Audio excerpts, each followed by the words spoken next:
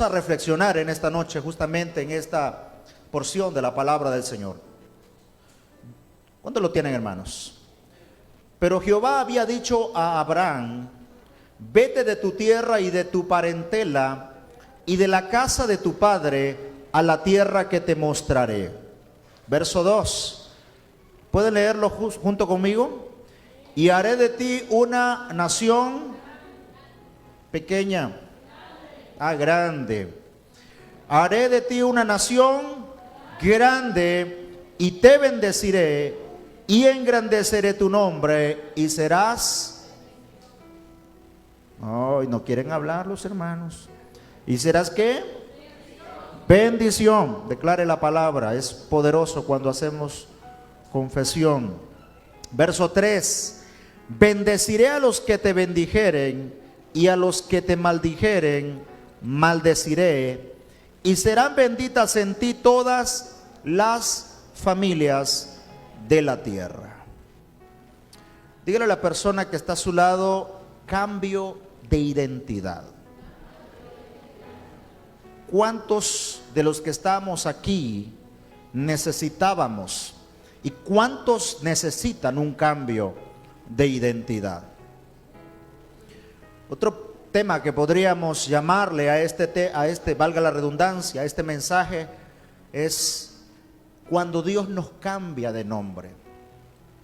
Cuando Dios nos cambia el nombre. Hay un cambio de identidad. Pedro lo define de una forma, y Pedro dice que hemos sido trasladados de las tinieblas a su luz admirable.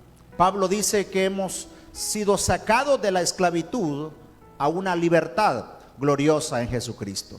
Amén. Hay un cambio radical cuando nosotros hemos sido llamados y hemos recibido ese llamado de parte de Dios. Yo creo que hay una diferencia enorme. Hay un antes y un después en la vida de aquellos hombres que Dios llamó. Y esta gente nunca volvió a ser igual. Cuando Moisés fue llamado por el Señor en la zarza, Moisés se convirtió en el escogido de Dios, en el libertador de la nación de Israel. Yo no sé si usted recuerda el día en que usted aceptó a Cristo, pero cuando nosotros tomamos la decisión por Cristo, hermano, nuestras vidas jamás volvieron a ser igual. Aunque le fallamos, aunque muchas veces estamos en situaciones difíciles, aunque algunas veces hemos querido tirar la toalla, nos desanimamos, pero a pesar de todo ello, usted se mantiene aquí. A pesar de todo ello, usted sabe quién lo llamó y usted sabe qué es lo que Dios ha hecho en su vida, y por lo tanto, dentro de su corazón no puede salir otra cosa sino agradecimiento por todo lo que Dios ha hecho en su vida. Hay un cambio radical cuando Dios llama a una persona. El llamado de Abraham fue un llamado interesante. Siempre estamos hablando de Abraham cuando sacrifica o más bien cuando lleva a Isaac para sacrificarlo en obediencia al Señor. Pero ¿quién era Abraham antes de ser llamado por el Señor? Dice la Biblia que Abraham era un hombre que vivía cómodamente en Ur de los Caldeos. Ese lugar era un lugar donde la gente vivía bien, y Abraham era un hombre que vivía muy bien. Estaba muy cómodo, estaba en la grosura, estaba en la abundancia. Así que, ¿para qué movernos si estamos bien? ¿Para qué recibir o escuchar la voz y obedecer una voz si donde yo estoy bien? Abraham recibe un llamado de parte de Dios, y el verso 1 dice: pero Jehová había dicho a Abraham: vete de tu tierra y de tu parentela y de la casa de tu padre a la tierra que te mostraré. Cuando Dios llama, hermanos, hay por lo menos tres cosas que en esta noche quisiera compartir con ustedes. En primer lugar, lo que Dios hizo con Abraham fue cambiarlo de lugar. Dios le dijo a Abraham: necesitas salir de tu tierra y de tu parentela. Dios cambia a Abraham de lugar cuando lo llama, y es interesante porque Ur significa luz en tinieblas, y Caldeo significa ciudad de demonios, y Harán significa lugar seco. Era justamente donde Abraham se encontraba. Y es interesante esto también, que cada nombre de una ciudad, de un pueblo o de una persona definía el propósito de esa persona y el destino de esa persona. A la gente no le ponían nombres al azar, como se les puso a algunos del almanaque, nombres que fueron sacados y que ahora hacen todo lo posible por cambiárselos. Los hombres de la Biblia o las mujeres de la Biblia colocaban nombres, y estos nombres forjaban destino en la gente. Por eso es que hay que tener un gran cuidado con qué tipo de nombre usted le pone a sus hijos. ¿Qué tipo de nombre usted escoge para sus hijos? Es que es el nombre de la cantante o del cantante aquel, dice. Así que mi hijo se llama Maluma. Imagínense usted, hermano, y es cristiano, es hijo de Dios, ¿verdad? Y siempre, hermano, cuando nosotros vamos o algunos se atreven a ponerle Nabucodonosor, ¿va? O Judas. Los nombres definían la personalidad. Usted puede buscar su nombre. Alguien en Estados Unidos se dio a la tarea de buscar mi nombre, que es bastante común. Jorge es común. Y buscando la raíz de mi nombre, no es bíblico, pero buscando la raíz de mi nombre, pusieron un carnet y me pusieron mi nombre, y significa el que camina con Dios. Wow. Gloria a Dios por eso, hermano. Investigue el suyo, porque si no va a tener que cambiárselo. Los nombres de las ciudades, los nombres de los pueblos y los nombres de las personas definían el destino de esa persona, de esos pueblos. Entonces, ¿dónde estaba Abraham? Estaba en Ur, y Ur significa luz en tinieblas. Caldeo significa ciudad de demonios, y Harán significa lugar seco. ¿Qué es lugar seco? Es un lugar estéril. Qué interesante esto, porque cuando Dios te saca de lo malo, Dios te saca de la oscuridad, Dios te saca de la podredumbre, de la pudrición, Dios te saca de las tinieblas para llevarte a un lugar mejor. Nadie puede decir que antes estaba mejor que ahora, porque entonces estaríamos como el pueblo de Israel, con una ingratitud en nuestro corazón, diciendo que es mejor estar en Egipto, que era mejor estar allá, porque allá comían, ¿verdad? Estaban sentados comiendo carne y eran tratados con delicadeza. Eso no es así. Yo creo que usted y yo tenemos que estar agradecidos por el lugar donde Dios nos tiene. Diga amén si usted cree eso. El lugar donde Dios lo ha sacado. La esterilidad, la sequedad, la aridez, todo esto, hermanos, representa el yugo que estaba sobre su vida. Y no solamente sobre su vida en ese momento, sino sobre su propósito y sobre su destino. Pero qué interesante, porque cuando Dios llama a Abraham, lo cambia de lugar. Dios le dice: tienes que salir de tu tierra y de tu parentela. Donde tú estás, yo no puedo hacer de ti lo que yo quiero hacer en tu vida. Dios nos cambia de lugar. Diga conmigo: Dios me cambia de lugar. ¿Qué significa cambiar de lugar? Significa que hay un movimiento, como decía el canto. Hay un movimiento, hay un mover de un lugar a otro para poder estar justamente donde Dios nos quiere tener. Cuando Jesús estaba, por ejemplo, Jesús estaba trabajando con su padre adoptivo, no era su padre biológico, José. El Señor obviamente él sabía cuál era su misión.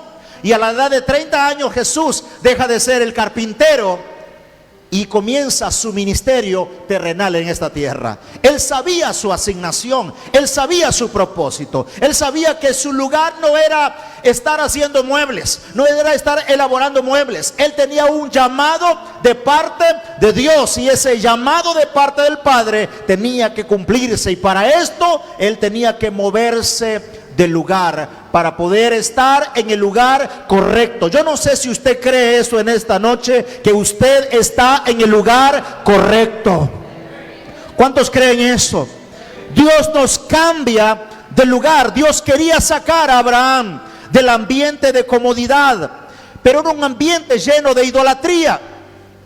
Ur era un lugar donde había mucha idolatría. Y Dios le dice a Abraham: ¿sabes qué? Te voy a sacar de ahí, te voy a sacar de ese ambiente de idolatría para edificar y para bendecir tu vida y para que tú seas bendición a otros. Iglesia, Dios nos llama a salir de ambientes que no edifican nuestras vidas. Dios nos llama a salir de ambientes que no edifican nuestras vidas. Los pueblos están saturados de idolatría, hermanos. Aún los mismos barrios. Usted va a ver allá que San no sé qué cosa, San Teduiges, que San Diego, ¿qué más? Que San Antonio. Óigame, tenemos nosotros una herencia, vaya herencia, diga usted, vaya herencia española, una herencia de idolatría terrible, terrible en todos los sentidos. Y ahora pues se celebran ferias cada año, en todos lugares es así. Y da pesar, hermanos, cómo la gente corre tras estas ferias. La gente, usted las mira por la calle, parece que se les va a terminar. ¿Usted cree que la lluvia los detiene? No, detiene a los cristianos para que no vengan a la casa de Dios. Pero la gente que va a esos lugares no los detiene nada. No los detiene lluvia, no nos detiene la luz, la energía. Ellos saben para dónde van y a lo que van. Hay muchos cristianos que no están definidos todavía, por eso no están aquí hoy.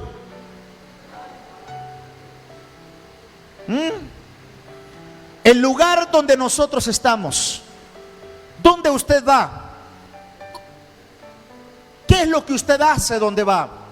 Hay gente que dice: pastor, voy a ir a un cumpleaños, pero en ese cumpleaños van a haber bebidas alcohólicas. Pero en ese lugar donde usted, ese ambiente en el que usted va a estar, es un ambiente no apto para gente de Dios. No me venga con cuentos diciendo: es que voy a ir a evangelizar ahí, es que voy a ir a ver si me gano a alguien para Cristo. No. Al contrario, ¿sabe que una persona que va a las ferias, una persona que va y participa de fiestas paganas, una persona que va, hermano, a coronar el Día de Muertos, una persona que participa en fiestas de Halloween, viene con su corazón contaminado delante de la presencia de Dios? No puede tener un corazón limpio delante de Dios si usted participa de situaciones paganas. Hay lugares donde usted no cabe ya, porque en usted hay luz, en usted hay vida de Dios, en usted, hermano, hay olor a Cristo Jesús. Y hay lugares donde usted va a estar, donde usted sabe, porque sabe que ese lugar no huele bien. Y no estoy hablando de olor en lo natural. Usted sabe que ese ambiente no es su ambiente. Hay momentos y hay lugares donde Dios tiene que movernos de ahí para poder llevarnos a lugares espaciosos, para poder llevarnos a lugares donde usted y yo seamos de bendición para otros. Pero no solamente lo cambia de lugar, sino también lo cambia en cuanto a ambiente de personas. ¿Con quién usted se relaciona? ¿Quiénes son sus amigas, amigos? ¿Quiénes son las personas más allegadas a su corazón? Es la pregunta en esta noche. La gente que está cerca de su corazón le bendice. La gente que está cerca de su corazón le edifica. La gente que está cerca de su corazón lo acerca a Dios. lo vuelve mejor persona. Porque hay gente en esta vida que es contagiosa, para bien, algunos, ¿verdad? Yo escuchaba por la tarde decir a una persona, a un predicador: si te juntas con gente positiva, si te juntas con gente que todas las cosas las toma por el lado amable, si te juntas con gente que siempre es son gente optimista, son gente de fe, son gente de propósito, ¿sabes qué? Tarde o temprano vas a terminar como ellos.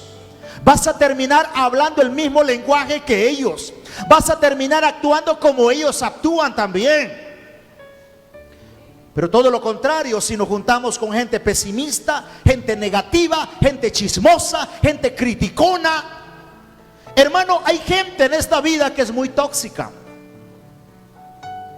Usted tiene que aprender a identificarlos. Identifique la gente tóxica, la gente que en lugar de poder, hermano, acercarlo a su propósito, lo aleja. En lugar de que usted sea una persona de proyecto, de visión, al contrario, le opacan la visión, le opacan sus proyectos, se burlan de usted, le envidian. Usted y yo tenemos que identificar con quiénes o quiénes son las personas que están a nuestro alrededor. La Biblia dice: júntate con sabios y sabio serás. Dios tiene que sacar a Abraham de Ur, y no solamente lo cambia del lugar en cuanto a lo físico del lugar, sino también lo cambia en el ambiente de personas en las que este hombre estaba o se relacionaba. Tenía que sacarlo de donde estaba la comadre, el compadre. Tenía que sacarlo de donde estaban aquella gente alrededor que no estaba lista para poder mirar a Abraham recibir el llamado de parte de Dios. Dios tiene que sacarnos de ambientes que no edifican nuestra vida. El trato de Dios hacia nosotros, iglesia Sinaí, solamente se activa cuando estamos dispuestos a renunciar a todo. Abraham tenía que hacer algo, y era renunciar a su familia, era renunciar a su parentela. Recibo la voz de Dios, recibo el llamado de Dios y voy obedeciendo esa voz. Dios te cambia las personas, pero no solamente eso, Dios te cambia el nombre. Dígale a la persona que está a su lado: Dios nos cambia el nombre.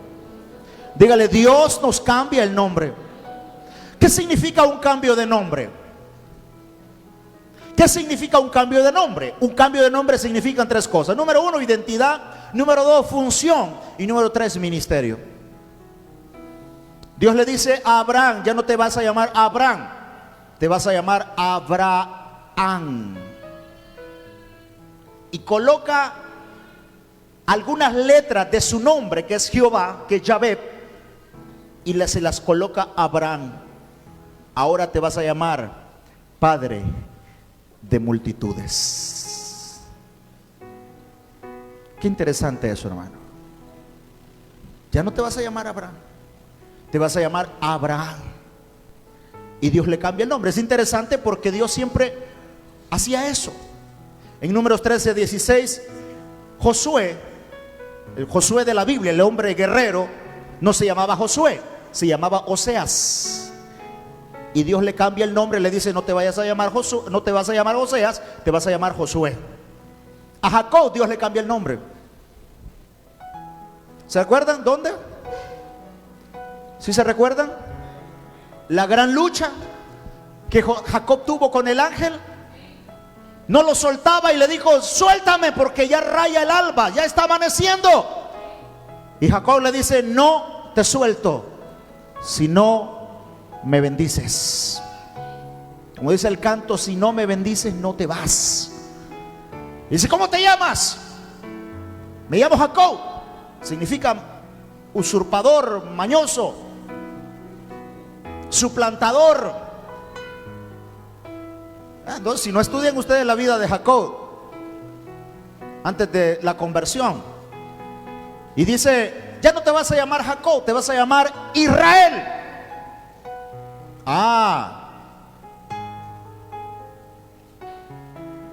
Ya no te vas a llamar Jacob, ahora te cambio un nombre. ¿Y qué es lo que significa Israel, hermanos?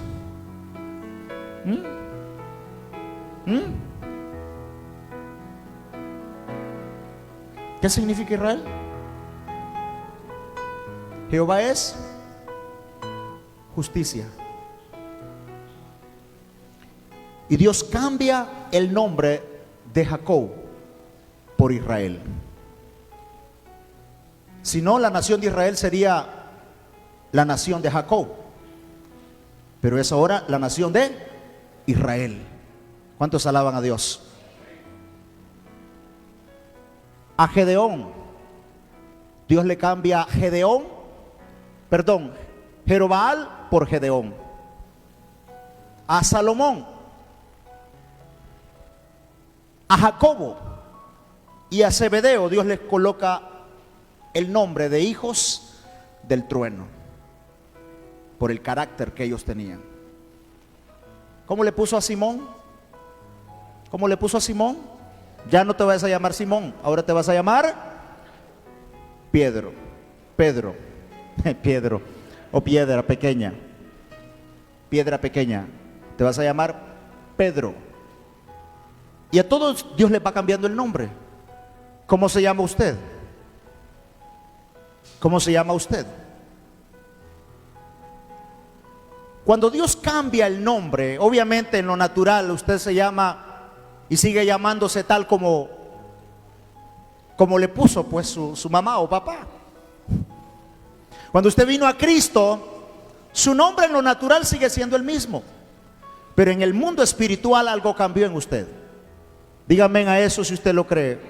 En el mundo espiritual Dios nos cambia el nombre. Antes, quien definía cómo usted se llamaba no era Dios, era Satanás. Y Satanás decía: tú te llamas el pobre, tú te llamas el enfermo, tú te llamas el huérfano, tú te llamas el derrotado, el estéril, el inútil, el incrédulo, el frío. Y había un nombre para cada uno de nosotros: el depresivo, la depresiva. Y hay algo importante que debemos entender en esta noche: es que quien define cómo usted y cómo yo nos llamamos es Dios.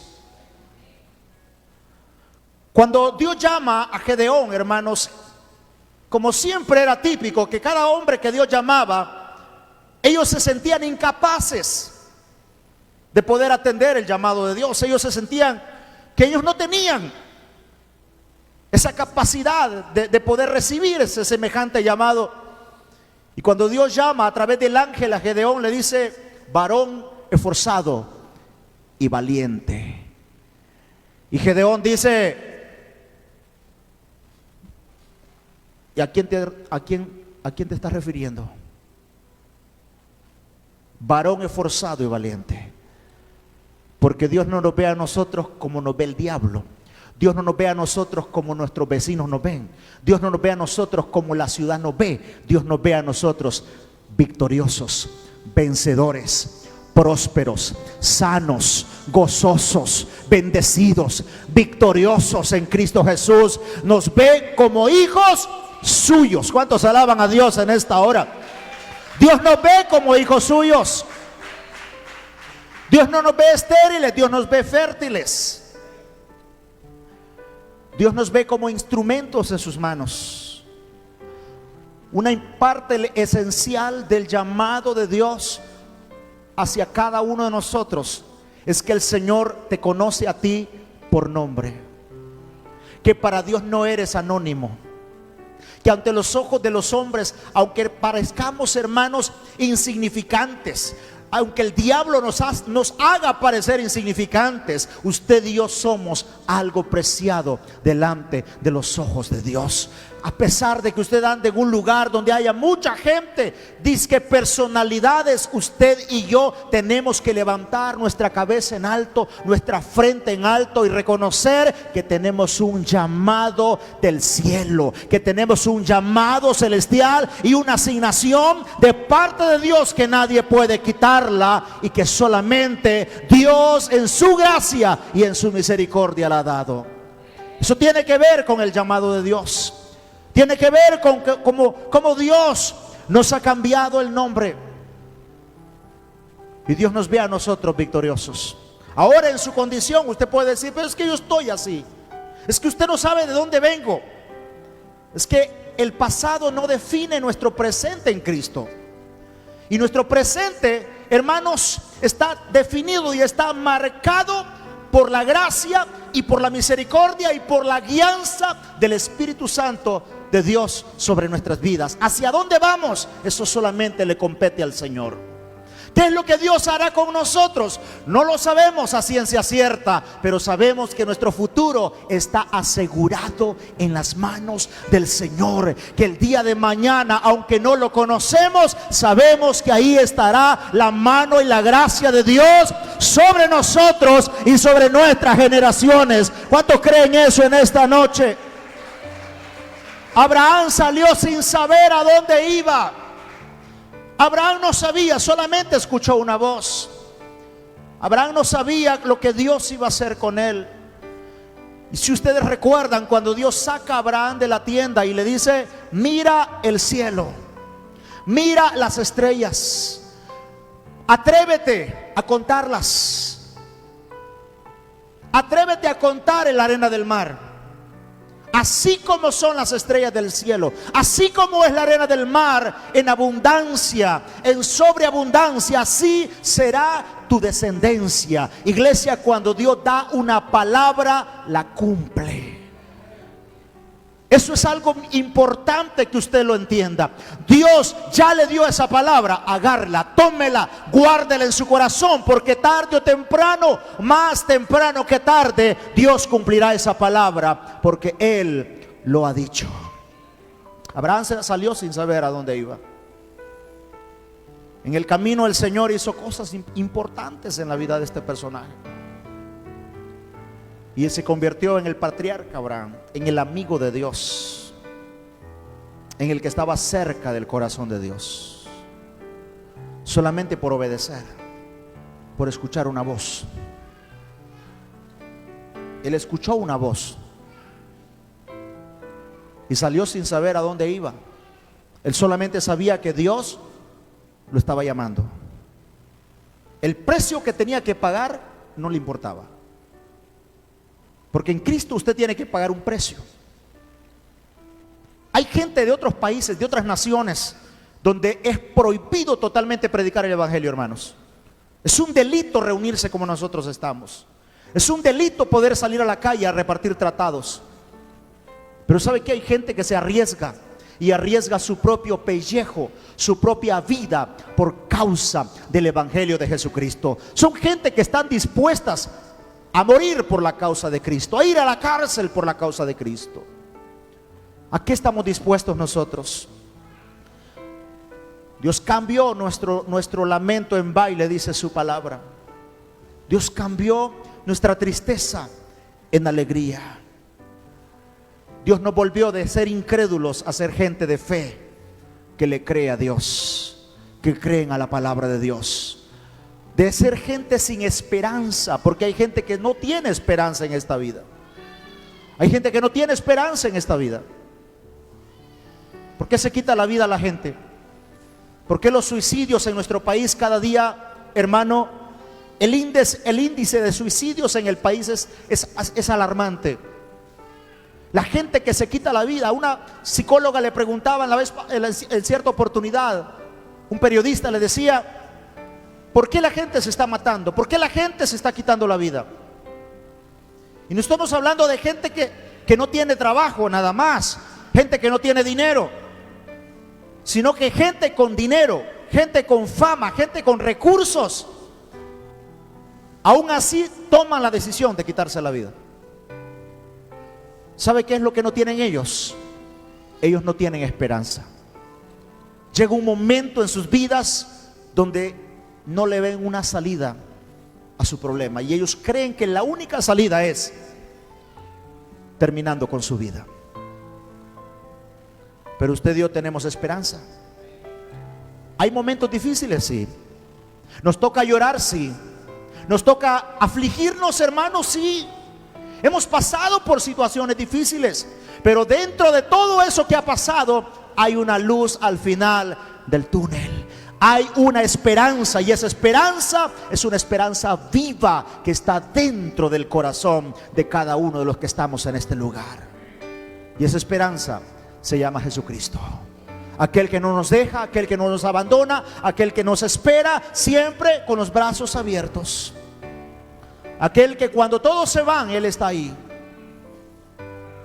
La esperanza viva que tenemos en el Señor. Cuando Dios nos cambia nuestra identidad, nos cambia de lugar, nos cambia las personas, el ambiente, el entorno, pero también nos cambia el nombre. No permita usted que le digan lo contrario a lo que Dios dice que usted es en la Biblia. Y esto no es automotivación. Esto es palabra de Dios. Esto es Biblia. Es lo que Dios dice de usted. Es lo que Dios ha dicho de usted. A Zaqueo nadie lo quería. Era el cobrador de impuestos. Y se sube arriba de un árbol de sicómoro y dice: para ver a Jesús nada más. Y Jesús le dice: baja de ahí, Zaqueo, porque voy a ir a tu casa. Y la gente empieza a murmurar y a decir: pero ¿cómo es que Jesús come con pecadores? ¿Cómo es que Jesús se junta con gente rara? Porque si te vas a juntar con alguien para bendecir a esa persona, para hacer luz a esa persona, para cambiar la vida de esa persona, no importa lo que diga la gente.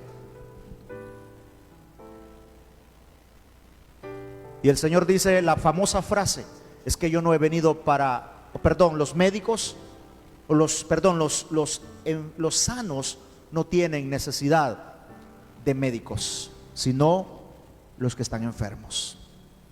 Y Jesús dice: es que Él necesita. ¿Y a cuántas vidas Dios, hermano, a través de el llamado de la asignación de Jesucristo cambió? Y lo sigue haciendo hoy en día. Porque usted y yo tenemos esperanza en Cristo Jesús. Tenemos un nuevo llamado, una nueva asignación. Tenemos una nueva vida. Porque estamos bajo un nuevo pacto. Y ese nuevo pacto es Jesucristo mismo.